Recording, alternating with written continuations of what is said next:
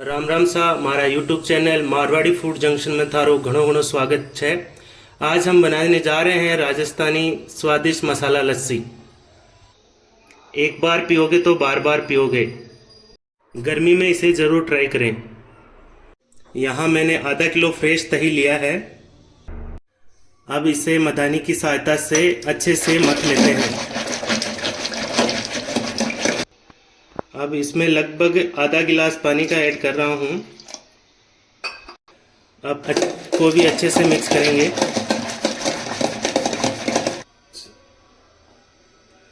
अब इसमें आधा चम्मच भुना हुआ जीरा पाउडर ऐड करेंगे।